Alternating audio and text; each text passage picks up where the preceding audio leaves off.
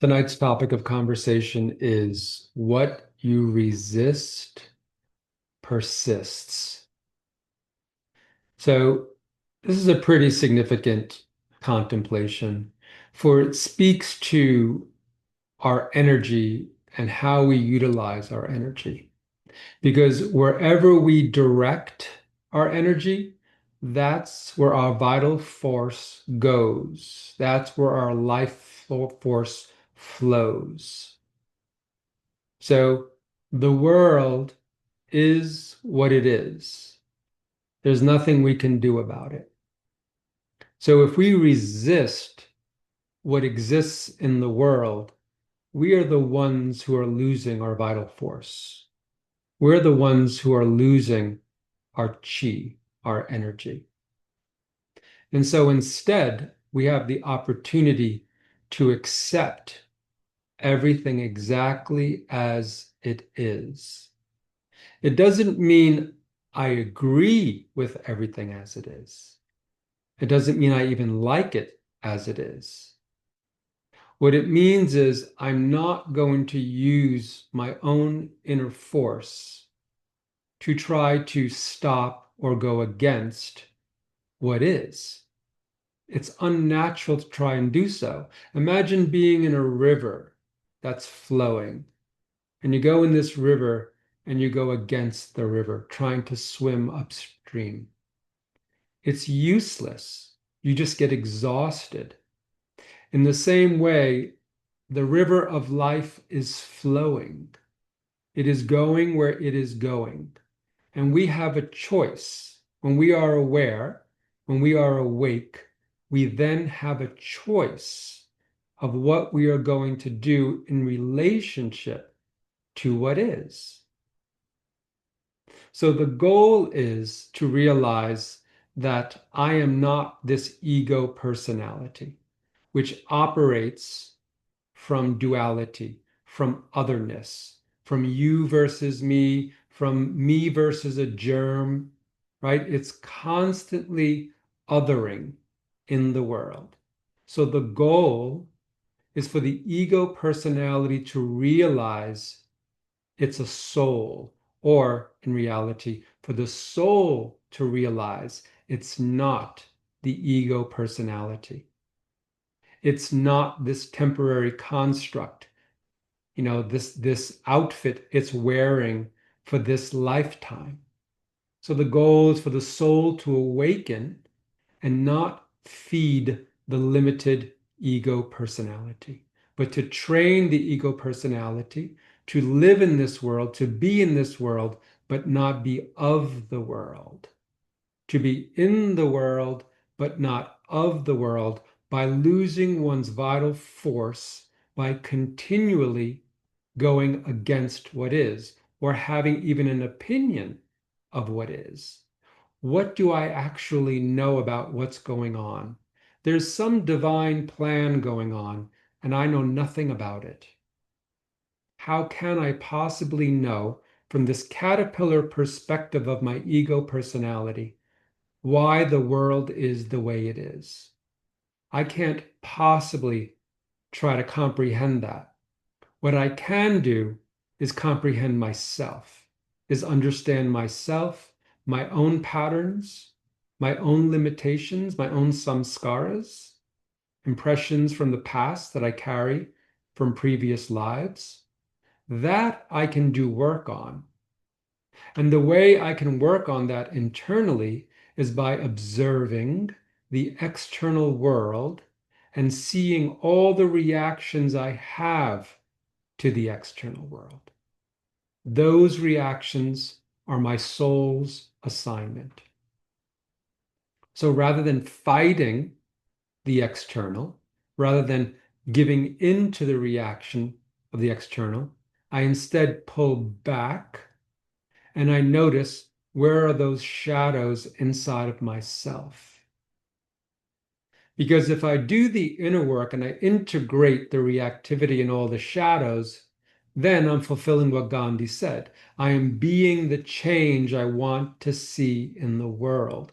I'm not going to go against the world, go against the illusion, right? The first contemplation, the seven contemplations, is it's all an illusion. Why in the world would I go against the illusion if it's an illusion?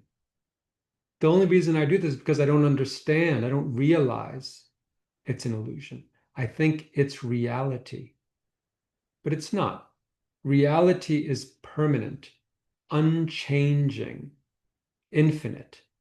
This world is impermanent, transient, always shifting. So we cannot put our center outside of ourselves. So the center must be inside of ourselves. And we keep that focus there. We keep the awareness there. We keep the witness active, observing the world and accepting it for what it is.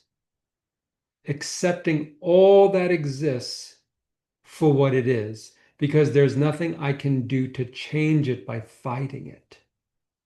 There's everything I can do to shift consciousness by shifting my own individual consciousness.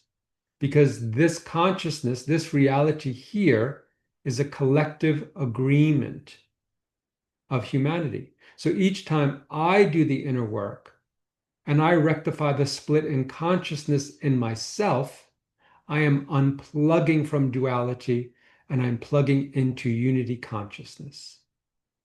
That means my presence in the world is perpetuating unity consciousness and dissolving duality, dissolving the illusion, because I'm not fighting the illusion. I'm not going against the illusion. I'm not resisting anything.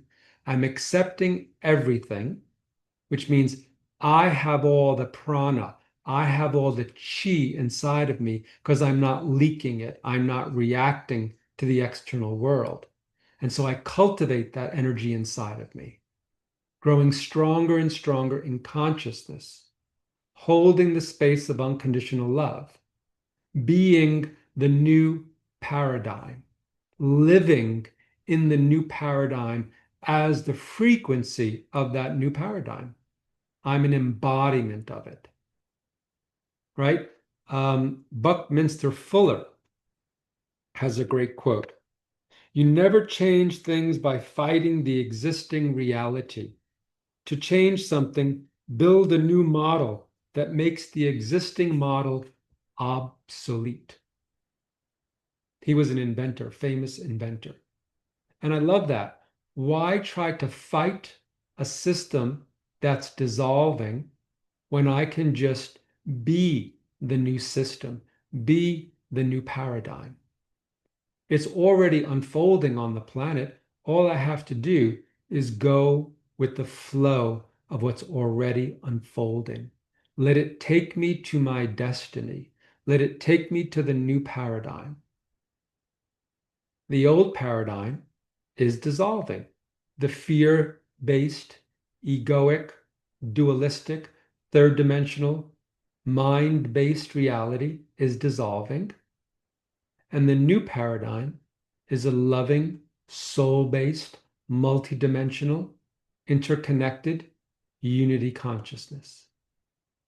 So each day we make choices, and we're either choosing to feed the old system by reacting to it, right? Every time we react, every time we resist, we feed what we are resisting.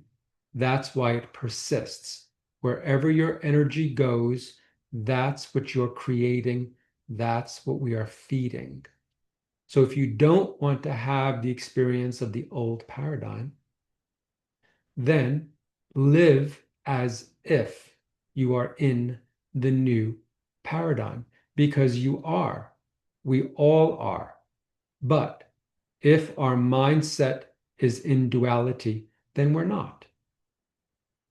So when we feed the new paradigm of unity consciousness, then that is the field of consciousness that surrounds us, and that's what will magnetize to our lives. We will magnetize this new heaven on earth, we'll call it. because that's what we're vibrating at. And we won't even be visible to the old paradigm.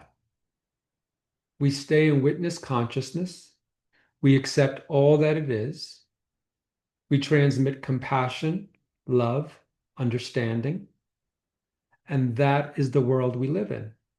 Everything else dissolves around that because the law of entrainment says whenever one is vibrating a higher frequency, everything at a lower frequency, when it comes into the field, must entrain to the higher frequency. Not my law, it is a universal law. The law of entrainment. When I am vibrating at a higher frequency, everything around me must transmute and meet that frequency. So imagine if 100 of us, 1,000 of us, 10,000s of us are doing this, we will create a field of consciousness all around the planet, and you'll see things change like that. We hit a certain 100th monkey, and then consciousness shifts.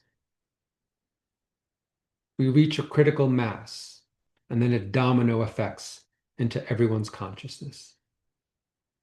That's the power we have when we unplug from the illusion, observe it for what it is, cultivate the energy inside of us, plug into higher consciousness, God consciousness, follow the guidance that comes through to us. That is our work. We follow the guidance, follow intuition, ask questions if you don't have answers to things. Perhaps you don't know what career to do. What's the next step in life?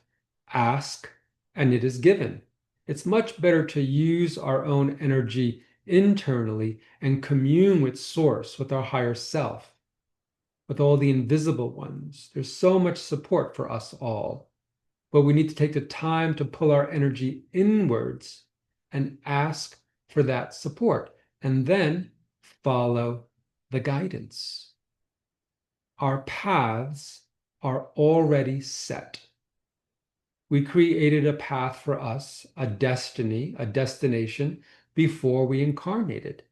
All we have to do is listen and follow the guidance to walk the path that is already our destined path. We don't have to struggle. We don't have to suffer. Yes, there are moments for sure of suffering on this journey, but we don't have to place our focus on those experiences, right? We don't even have to go against the suffering. We don't have to resist the suffering when we go through our dark night of the soul experiences. Maybe physical body pain, maybe emotional or psychological challenges. We don't have to resist even that. We can surrender even into the discomfort we experience in life because it is what is. We can't change it in this moment. So if I have a chronic illness, I have a choice. I can complain about the illness and my plight, or I can surrender into it and accept it for exactly what it is. Either way, I'm still going to be having the experience, but the suffering will diminish because I'm not resisting my experience. I am accepting it. And when you do that, when I accept my limitations, my pain and suffering, then I actually have the clarity to receive guidance, which informs me of how I can mitigate my pain and suffering. Because resistance is a closed fist, acceptance is an open hand. The channel where we receive guidance needs to be open to receive the guidance. Resistance, we're not going to receive guidance. Acceptance, unconditional acceptance, the channel is open, the body is relaxed, the parasympathetic is engaged, and we are receptors to divine inspiration, to intuition, however it is we receive it. So even in our own suffering, There's nothing to resist, everything to accept, because it's part of our path, it's part of our destiny. So, what is there to fight against? What is there to contract against? Nothing. Accept everything, reject nothing. Now, the ego personality is going to fight me on this, right? There's many things in this world today that we can look at and talk about and say, you want me to just sit back and let that happen? Well, it is happening. So, what other choice do we have but to let it happen? The choice we have is to observe what is unfolding and then be the balance, be the cure, be the healing for what ails humanity, be the change. Don't resist it, acknowledge it, honor it for what it is. When the hurricane came here to Asheville, afterwards, I was in a state and I was like, I didn't move from New York City to have this experience. This is not what I signed up for. And my inner voice said, do you think there's anything in this world that's not God's will? And I'm like, do I think there's anything in this world that's not God's will? No, everything is God's will. So there's nothing for me to go against. So I said, okay, I accept this experience for what it is. I am grateful for what it is. I even went to gratitude. Thank you. Clearly, there's something about this experience that is going to benefit humanity. I have no idea how, seeing the destruction that was all around me and the pain and suffering, but it's not for me to know why or how. My ego personality, my soul, does not understand why. It's not for me to know. But in accepting it, something miraculous happened in the coming days and weeks while I was here. So I got to see the shift in consciousness that is possible when I accept what is. And so this is at our disposal all the time, the capacity to choose unity consciousness or duality, the capacity to hold one's center and pull all of one's energy back, all of one's reactivity back. And you do the inner work whenever there's a contraction, whenever there's a reaction. And then that inner work fortifies the self, fortifies the soul, for it no longer feeds the personality, the ego personality that lives in the split in consciousness, that perpetuates a split in consciousness. Right, wrong, bad, good, me, you. All of that is here to dissolve back into the center, the self, the soul that perceives through the lens of oneness.